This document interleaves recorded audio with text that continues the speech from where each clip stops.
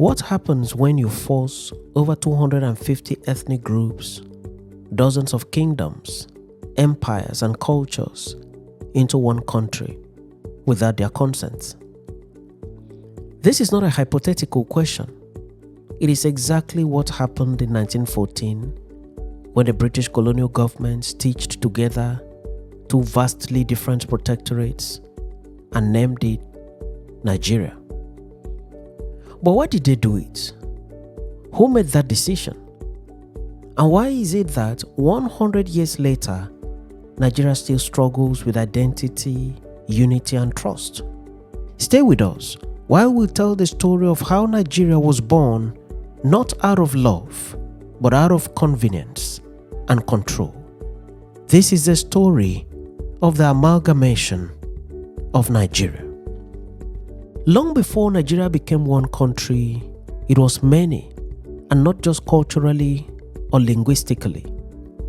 Politically, economically, and administratively, the land we now call Nigeria split into multiple territories, each with its own leaders, systems, and identity. To understand how and why Nigeria was amalgamated in 1914, you first have to understand what existed before it. On this channel, Back in History, we take you back in time to the events that took place in the historical past. In the north, the British controlled what was known as the Protectorate of Northern Nigeria. It was largely Islamic, dominated by the powerful Sokoto Caliphate before colonial conquest. This region was vast, arid in parts, and filled with empires like Kano, Katsina, Zaria, and Borno. These were strong kingdoms with administrative systems and tax structures in place, not just local towns. But the British had a problem. The region was quite expensive to run. Revenue was low, trade was slow, and much of the North's wealth was tied up in a complex system of indirect rule through emirs. Colonial officers had to tread carefully, often leaving local leaders in charge and avoiding conflict with Islamic law. The region needed funding, and badly at that. Meanwhile, down south, it was a different picture altogether. The Protectorate of Southern Nigeria, which included parts of the southeast and south-south, was bustling with commerce. Palm oil, rubber, timber, and more commodities, and the British made good money off the exports flowing through ports like Calabar and Bonny ports. Unlike the north, the south was more directly governed by the colonial administrators, and local rulers had far less autonomy. And there was also a distinct cultural divide. Southern Nigeria had been influenced by Christianity and Western education, especially in cities like Lagos, Ibadan, Calabar, Warri, and Port Harcourt in present-day River State. Mission schools flourished, elites were forming, and newspapers were circulating. There was a growing middle class, particularly among the Yorubas and the Igbos and the Calabar people, who were becoming vocal about colonial issues. And then there was Lagos, a city-state of its own, technically part of the Southern Protectorate, but governed separately. Lagos had been formally annexed by the British in 1861. By 1906, it was a thriving port city with increasing British investment and a growing African elite. Lagos had courts, newspapers, clubs, and even elected representatives, though limited in power. The truth is, the British never designed the entirety of today's Nigeria as a united country. Each region was brought under control at different times for different reasons, using different strategies. In fact, the only thing they had in common was British rule. So why bring them together? The answer wasn't unity, it was efficiency and money. By the early 1900s, British administrators were growing tired of managing multiple territories with different laws, different budgets, and different governors. The North was not buoyant at the time. The South was rich and flourishing. And to British officials, the solution was simple: to collapse the lines and bring everybody together into one entity for ease of management and administration. But this was the beginning of many problems. At the center of Nigeria's amalgamation story stands one man, Lord Frederick Lugard, a British colonial administrator. Lord Lugard did not just oversee the merging of the Northern and Southern protectorates in 1914, he orchestrated it. He was the one who proposed to the colonial office in London that if the territories were unified, the South could subsidize the North, and that it would also simplify administration, allow for one railway system, one civil service, and one army. It was a financial measure, not a cultural one. He argued that the Northern Protectorate was running at a financial loss, that its vast landmass and administrative complexity made it expensive to govern, and its tax revenue couldn't cover the bills. On the other hand, the South was economically vibrant. Lagos alone generated enough revenue through trade and port taxes to run most of the colonial budget. But not everyone in Britain or Nigeria supported the idea. Some colonial officials in Lagos believed the merger would drag the South backward. Southern elites, especially educated Africans, feared they would lose their influence to the more traditionalist feudal North. There was also concern that the two regions were too different in language, religion, culture, and development levels to function as one country. Still, Lugard pushed ahead. On January 1, 1914, the British government formally amalgamated the colony and protectorate of Southern Nigeria with the protectorate of Northern Nigeria. But here is the part that stings. Nigerians were never consulted. No referendum, no town hall meeting, no discussion whatsoever. The decision on the merger was taken in London, and that was it. The newly merged entity was named Nigeria, a term coined by a British journalist, Flora Shaw, who later married Lord Lugard. It was now one administrative unit, at least on paper. But still, there were divisions, too many divisions. The country was one, but remarkably different. There was no homogeneity of identity, culture, language, religion, and so on. The lines of division were clearly obvious, but it meant nothing to the colonial power. A decision had already been taken in London, and the decision was final and non-negotiable. But despite the amalgamation, different legal systems still operated. Different attitudes towards Western education and religion still operated. The British did not try to harmonize these systems. They just put them under one roof.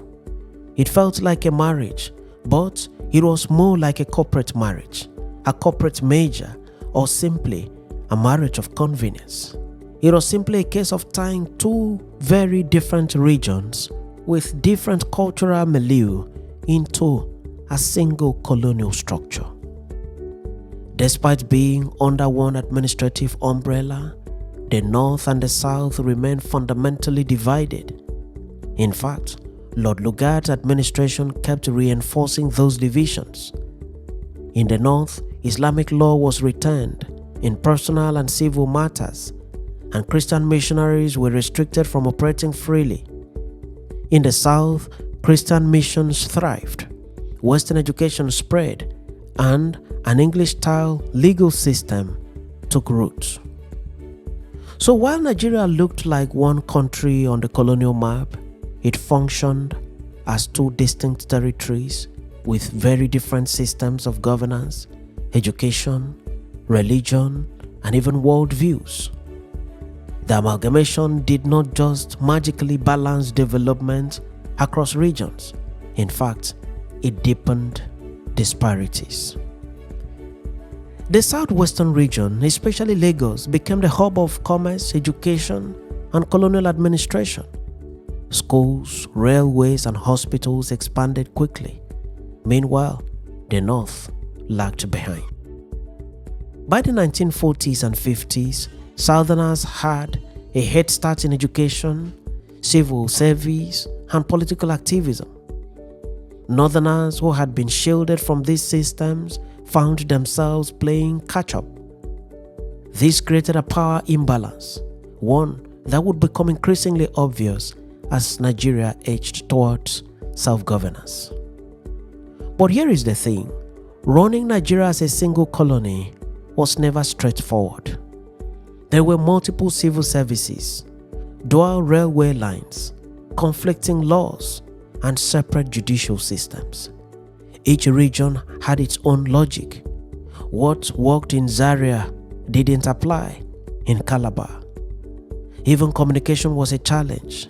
English was spoken in the south. Major languages like Hausa dominated the north.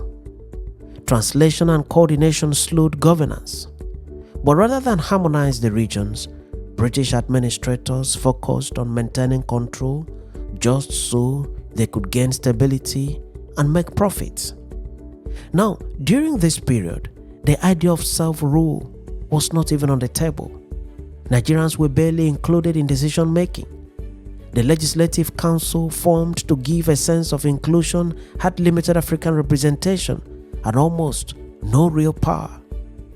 Southern intellectuals and nationalists began to demand more say. Figures like Herbert Macaulay, Nnamdi Azikiwe, and later on Obafemi Awolowo started to organize and agitate for political reforms. But in the north, the British continued to rule through traditional authorities, limiting exposure to political activism.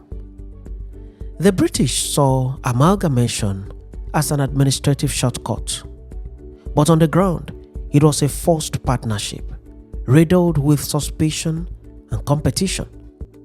Northerners viewed the Southerners as aggressive and foreign. Southerners saw the North as backward and privileged. Instead of building a shared national identity, the colonial system entrenched regionalism. And while Nigerians were told they were now one people, their experiences told a different story. By the time independence approached in the mid-20th century, Nigeria was a country still trying to figure out what it meant to be Nigerian and whether the union made in 1914 could ever truly work. And when independence was finally gained in 1960, the name Nigeria had existed for nearly half a century. But yet people wondered, was it a country or just a collection of territories forced to coexist? Perhaps the most striking legacy of the amalgamation of 1914 was its foundation built without consent. No referendum, no dialogue, no attempt to understand if the regions wanted to be united in the first place. This lack of buy-in sowed deep distrust between ethnic and regional groups. When things fell apart, as they often did, each group pointed fingers at others, accusing them of exploitation, domination, or betrayal. That tension has never really disappeared till today. Before 1914, a Hausa trader in Kano had little to do with an Igbo farmer in Owerri or a Yoruba artisan in Ibadan. After 1914, they were suddenly fellow countrymen on paper. In practice, ethnic identity often came before national identity. Politics became a competition between regions, not ideologies. Parties were formed along ethnic lines. For example, the Northern People's Congress, NPC, in the north, the National Council of Nigeria and Cameroon, NCNC, in the east, the Action Group, AG, in the west. Rather than unite, the amalgamation institutionalized division. And it did not just stop there. Civil service appointments, infrastructure development, university admissions, almost everything became filtered through tribal lenses. The scramble for power became a zero-sum game. And then, when the first military coup in 1966 and the subsequent civil war 1967 to 1970 came, they did not come out of nowhere.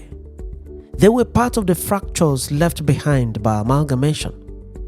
A coup that overthrew one region's leaders while sparing the leaders of the other region sparked crises of ethnic bias. The attempt by the eastern region to secede and form Biafra in 1967 was rooted in a belief that the unity created in the 1914 amalgamation had failed. And once again, Nigeria was forced to confront the question, were we really meant to be one country? In the years after independence and civil war, Nigeria kept tinkering with its structure in search of unity.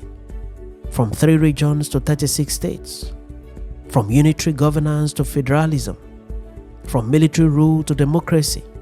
But the problems of inequality, resource control, and representation still persist. People still talk about marginalization till today, and many regions still feel left out. Ironically, the British had designed Nigeria to be easy to rule, but not necessarily to work well as a country. More than a century later, the consequences of the 1914 amalgamation still ripple through Nigeria. The amalgamation created a geographical entity, but nationhood remains a work in progress. Nigerians today still ask, are we truly one people? Can we truly rise above tribalism? Was amalgamation a blessing or a burden? There are no easy answers, but one thing is clear. To understand Nigeria's present, you must understand its past. And in the past, 1914 looms large, a colonial shortcut that tried to turn diversity into unity and left behind a puzzle we are still trying to solve. The amalgamation may have created a country, but it did not create a nation. So, was 1914 the beginning of Nigeria's greatness or the beginning of its struggle?